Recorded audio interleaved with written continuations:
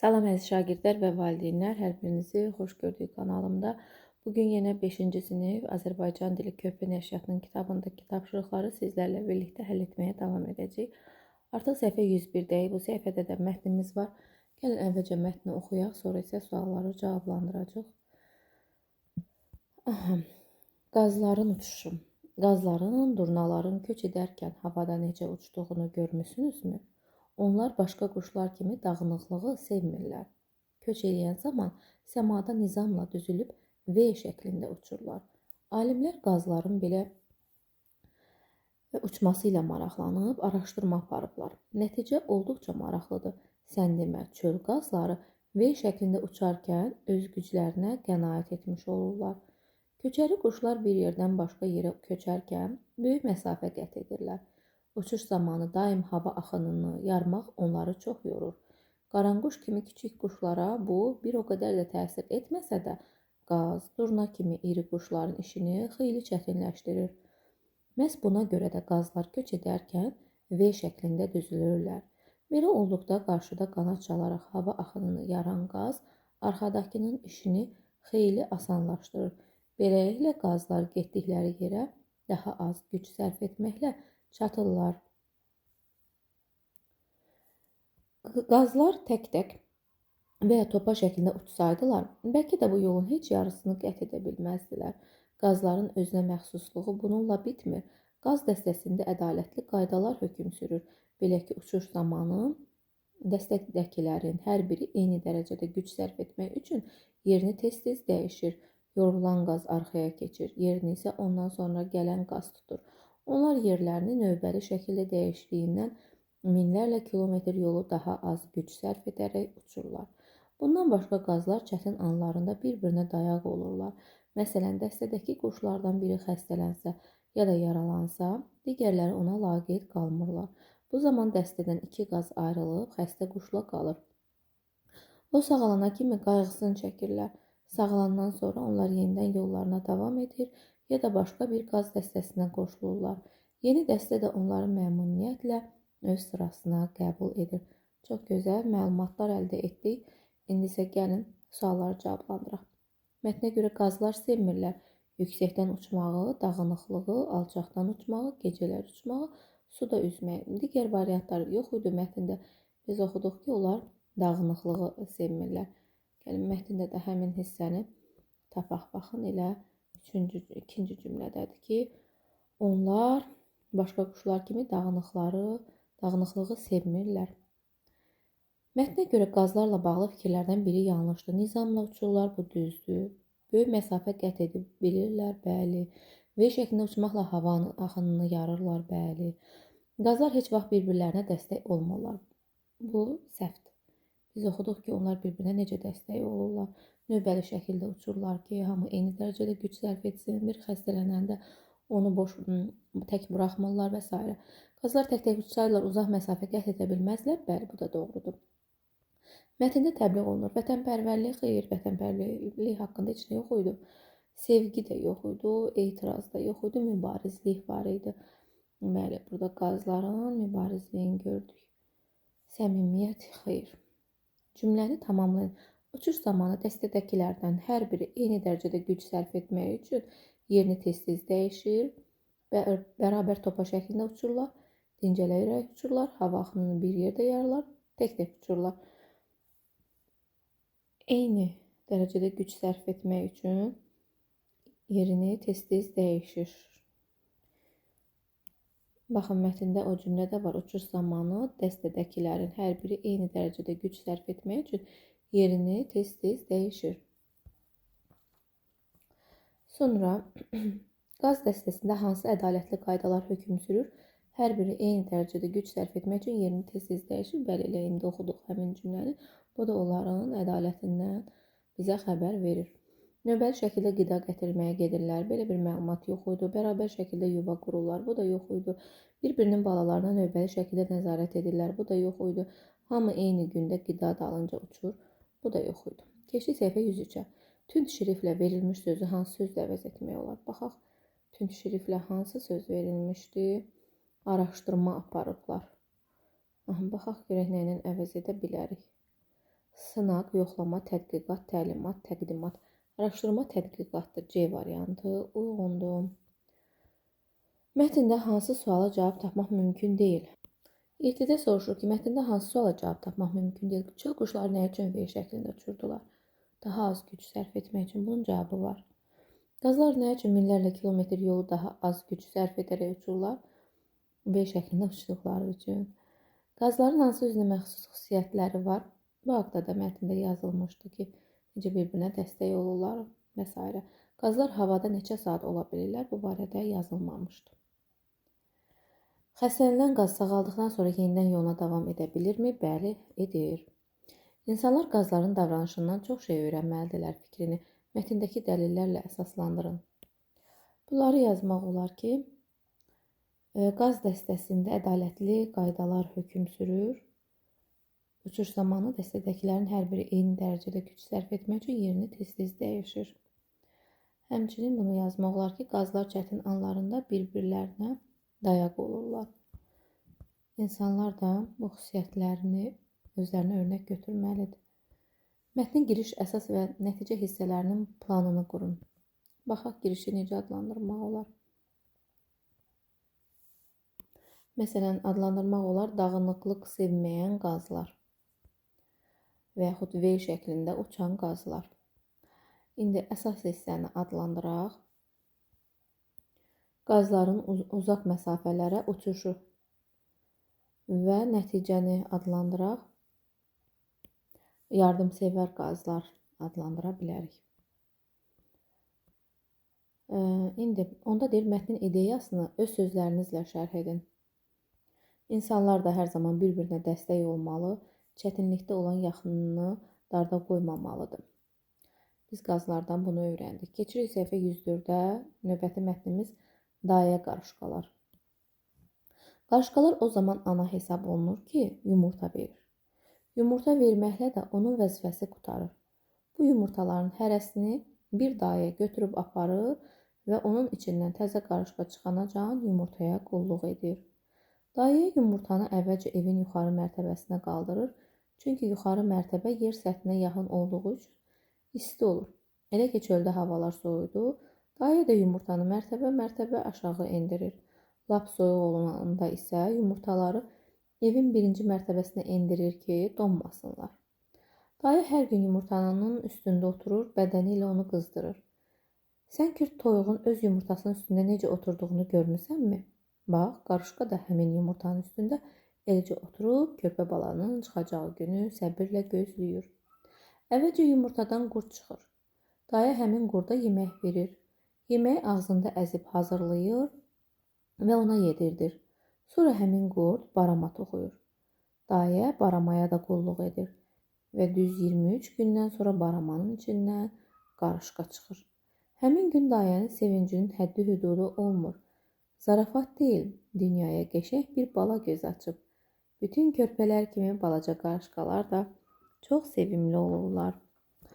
Dayə qarışqalar nə üçün yumurtanı əvvəlcə evin yuxarı mərtəbəsinə qaldırırlar? Mətndə var idi, gəlin elə mətndən tapaq həmin hissəni. Bax, deyir ki, əvvəlcə evin yuxarı mərtəbəsinə aparırlar.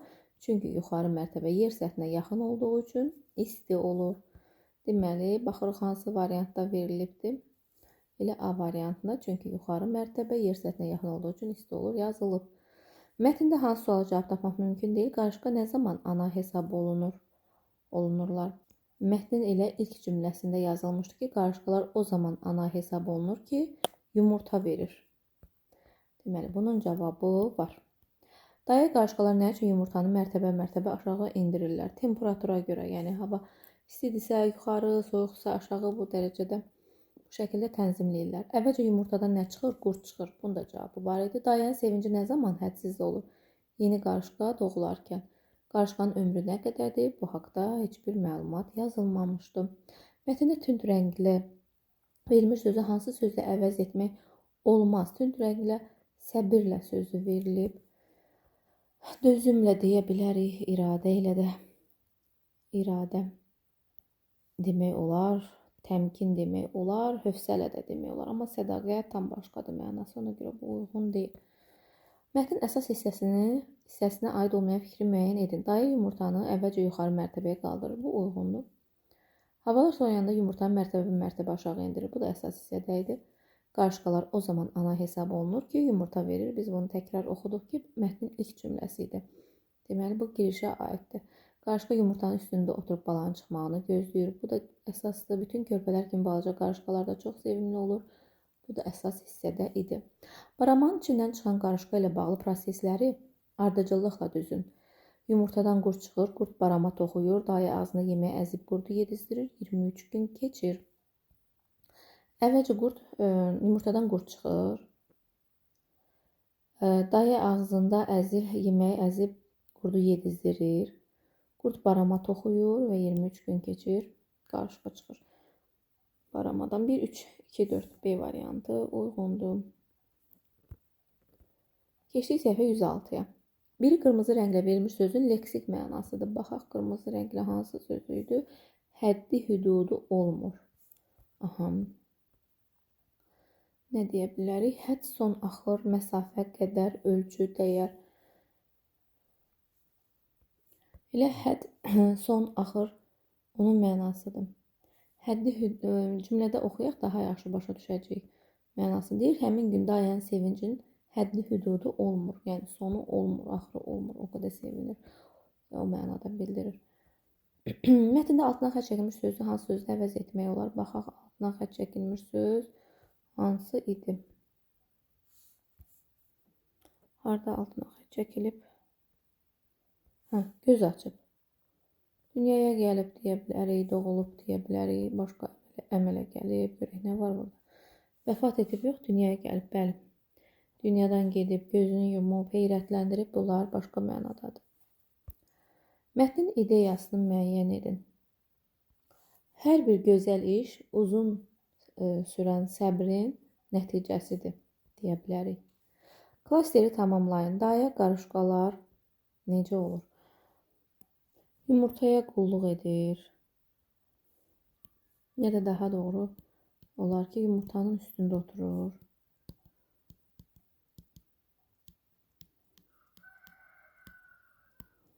Qurdu yedizdirir.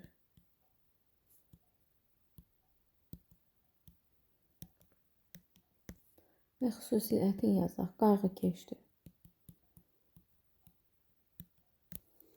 Onda deyir, mətnə aid 3 sual tərtib edin. Məsələn, elə bunu sual şəklində yaza bilərik ki, neçə gündən sonra baramanın içindən qarışqa çıxır. Başqa baxaq. Deyə bilərik, dayə nə üçün yumurtanın üstündə oturur? Cavabı bədəni ilə onu qızdırır. Başqa soruşaq ki, dayə yeməyi necə yedizdirir? Dayə qurda yeməyi necə yedizdirir? Burada yazıb ki, ağzında əzib hazırlayır və ona yedirdir. Bu da bunun cavabıdır. Biz amma suallar lazım idi təkcə. Keçirik indi səhifə 107-yə. Xilaskar itlər mətni var burada da. Çoxlar şəhərdə yanğın zamanı kiçik uşaqlar evdə qalır və qorxudan bir küncə sıxılıb səslərini çıxarmırlar. Hər tərəfi tüstü bürüdüyündən onları tapmaq mümkün olmur, yəqin ki, burada nöqtələrin yerində yazılacaq. Belə hallarda Londonda yanğın söndürənlər xüsusi öyrədilmiş xilaskar itlərdən istifadə edirlər. Bu itlər yanğın söndürənlərlə bir yerdə yaşayır və hər hansı bir evdə yanğın baş verdikdə yanğın söndürənlər uşaqları çıxarmaq üçün məhz bu itləri göndərirlər. Londonda Bob adlı belə itlərdən biri 12 uşağı alovların arasından xilas etmişdi. Bir dəfə böyük bir evdə yanğın baş verdi. Yanğın söndürənlər gələndə bir qadın ağlaya-ağlaya dedi ki, evdə onun 2 yaşlı qızı qalıb. Yanğın söndürənlər özləri ilə gətirdikləri iti evə göndərdilər. İt pilləkənlə qalxıb tüstünün içində yox oldu. 2 dəqiqədən sonra o dişləri ilə balaca qızcığazın donundan tutaraq geri döndü. Ana qızını sağ-salamat görüb onu bağrına bastı. İt yenə evə can atırdı. Yanğın söndürənlər düşündülər ki, yəqin evdə kimsə qalıb. İti buraxdı, o evə cumdu və tezliklə dişlərində bir şey tutaraq geri qayıtdı. Adamlar itin bir dəfə nə gətirdiyini görəndə güldülər. Xilaskar it ağzında böyük bir gəlincik tutmuşdu.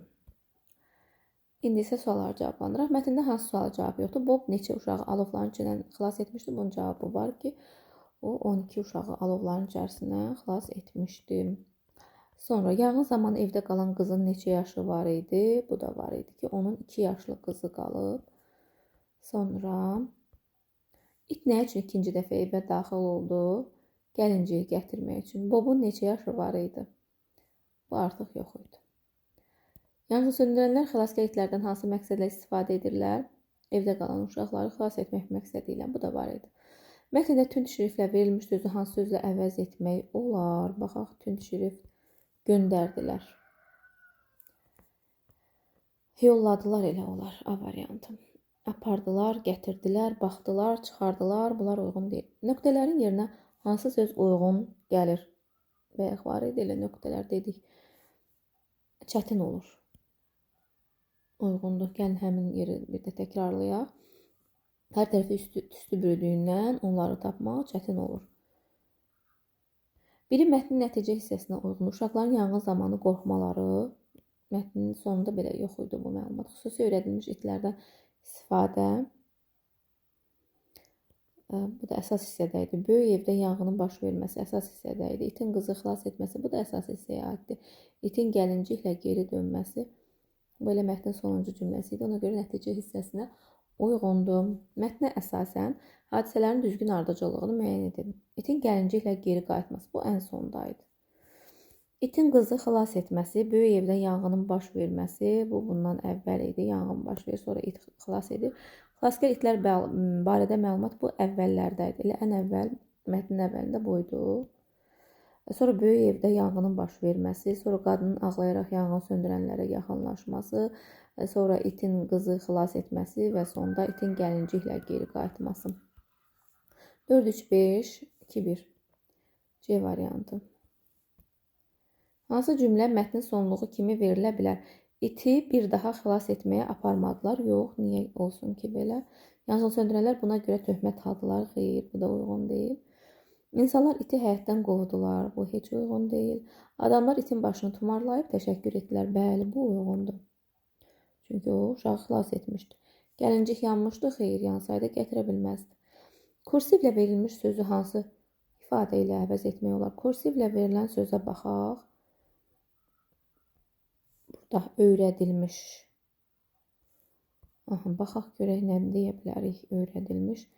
Təlim görmüş, oxunmuş, yazılmış, görülmüş, tərbiyə almış. Təlim görmüş ən uyğunudur. A variantı. Mətnin ideyasını müəyyən edin. Sadəcə yaza bilərik. İtlər bizim dostumuzdur. Mətnin giriş, əsas və nəticə hissələrinin planını qurun.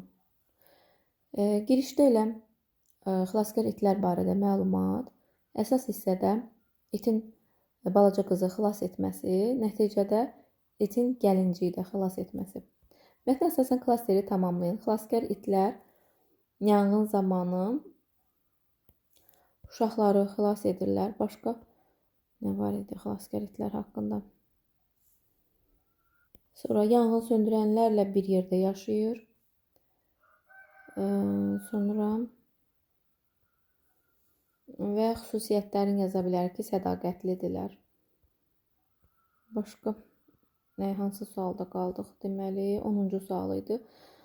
Mətnlərimiz bitdi. 3 mətnə aid sual işlədik. Bundan sonra artıq qayda aid suallardır. Onu isə növbəti videoda həll edəcəyim. Ümid edirəm sizlər üçün faydalı oldu. Sağ olun, yeni videolarda görüşərik.